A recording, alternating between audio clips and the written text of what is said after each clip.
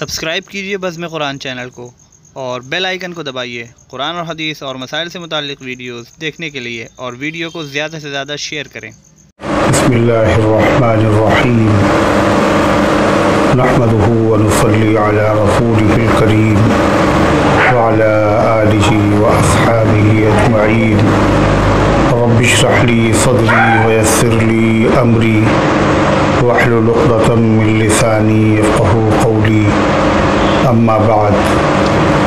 محترم حضرات، سامعین کرام،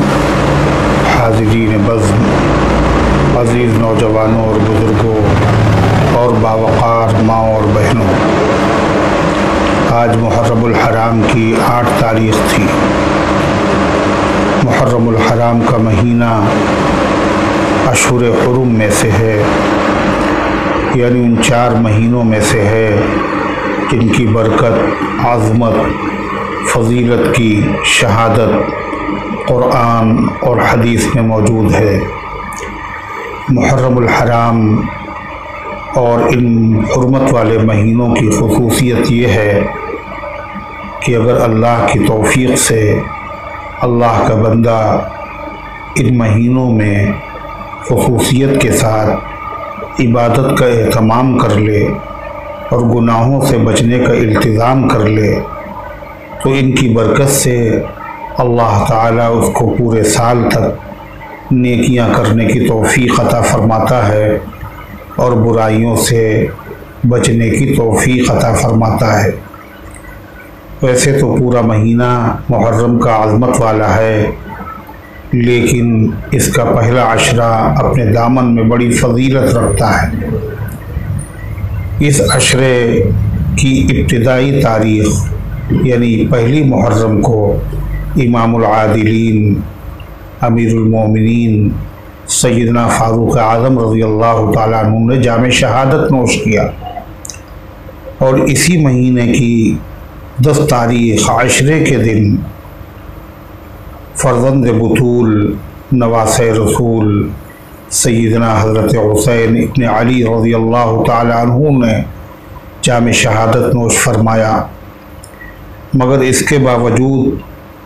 اس مہینے کی عظمت میں کوئی فرق نہیں پیدا ہوا، اور ایسا بھی نہیں ہے کہ اس عشرے کو یا اس مہینے کو فضیلت ان بزرگوں کی شہادت کی وجہ سے ہے، بلکہ ان بزرگوں کی شہادت میں اس عظمت والے زمانے کی وجہ سے عظمت پیدا ہو گئی۔ محرم الحرام کا سب سے فضیلت والا دن عشرہ یعنی محرم کی 10 تاریخ ہے۔ اس تاریخ میں اللہ تعالیٰ نے اپنے مقبول بندوں کو مخصوص انعامات سے نوازا ہے۔ شریعت اسلامیہ میں اس مبارک دن میں کوئی خاص عبادت مقرر نہیں، البتہ عشرہ محرم میں روزے رکھنے کی بڑی فضیلت احادیث میں آئی ہے۔ نبی کریم صلی اللہ علیہ وسلم نے ارشاد فرمایا، مسلم شریف کی روایت ہے،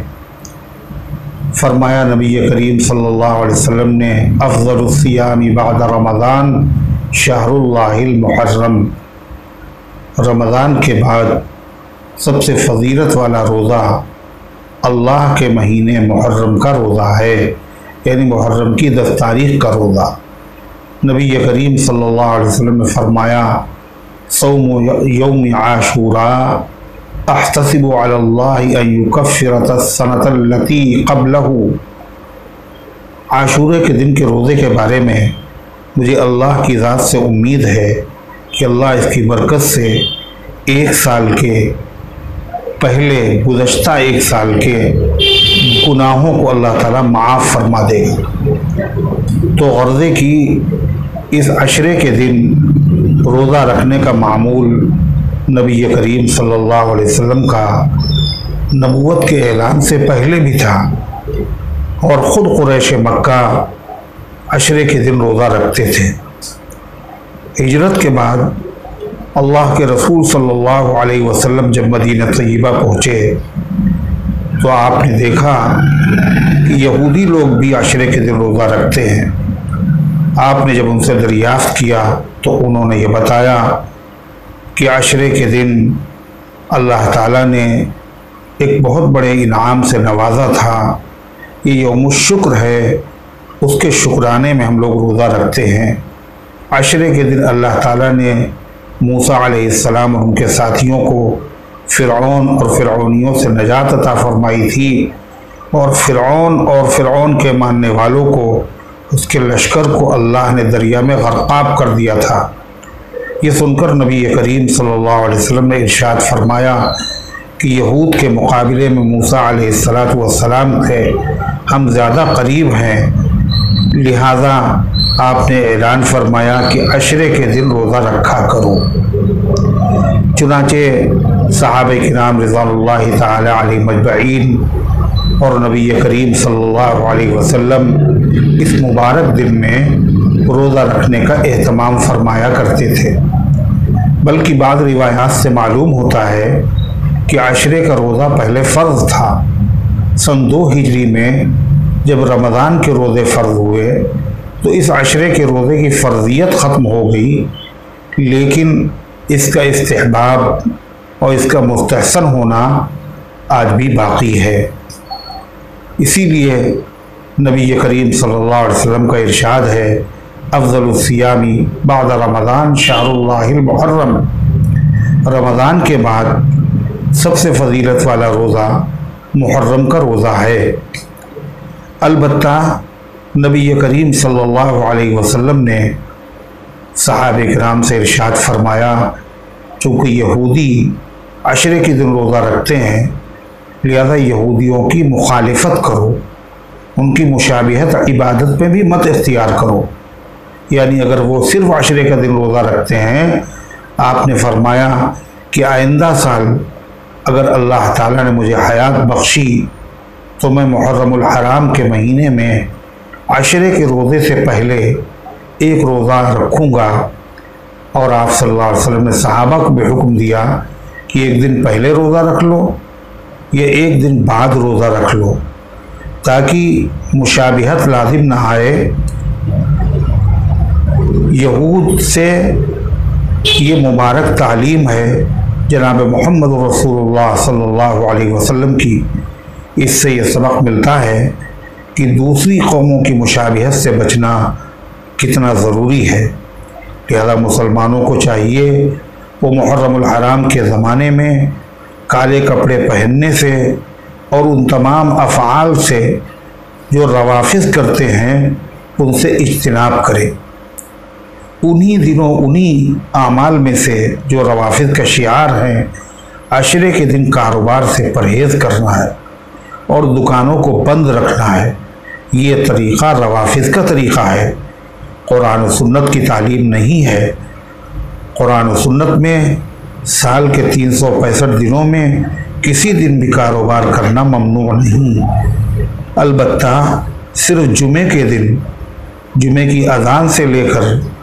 جمعے کی نماز سے فراغت تک کاروبار کے بند رکھنے کی شریعت میں تعلیم ہے۔ خود اللہ تبارک و تعالیٰ کا قرآن کریم میں حکم ہے،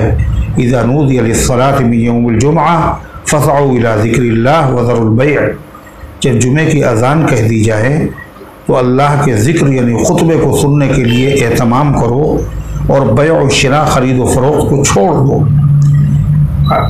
اس کے علاوہ سال کے 365 دنوں میں کسی دن بھی کاروبار کرنا منع نہیں ہے۔ البتہ ایک رافضی وزیر معز الدولہ نے 352 ہجری میں لوگوں کو حکم دیا جو رافضی تھا کہ دکان اور بازار عشرے کے روز بند رکھے جائیں اور بین و ماتم کیا جائے۔ لہذا آج روافض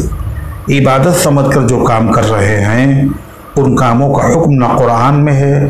نہ حدیث میں ہے، نہ صحابہ کا طریقہ ہے، نہ اہل بیت کی تعلیم ہے، بلکہ یہ رافضی بادشاہ کی پیروی ہے۔ آخری بات، عشرے کے روز گھر والوں کے لیے کھانے میں وسعت کرنا یعنی زیادہ عمدہ کھانے کا اہتمام کرنا چاہیے۔ یہ عمل حدیث مبارکہ سے ثابت ہے کہ جو شخص عشرے کے دن اہل و عیال کے لیے کھانے میں وسعت کرے گا اس کی برکت سے اللہ تعالیٰ پورے سال برکت عطا فرمائے گا۔ یہ روایت اگرچہ سند کے اعتبار سے ضعیف ہے، لیکن شاہ عبدالحق محدث دہلوی رحمۃ اللہ علیہ نے اپنی کتاب ما ثبت بالسنہ میں لکھا ہے، چونکہ یہ روایت کئی سندوں سے منقول ہے اس لیے یہ موضوع نہیں، جعلی نہیں، حسن لغیرہ ہے، لہذا اس پر ثواب حاصل کرنے کے لیے، برکت حاصل کرنے کے لیے عمل کرنا چاہیے، اور مسلمانوں کے وہاں اس پر عمل کرنے کا معمول ہے۔ اللہ تبارک و تعالی ان گزارشات کو قبول فرمائے، عمل کرنے کی توفیق عطا فرمائے۔ وآخر دعوانا الحمد للہ رب العالمین۔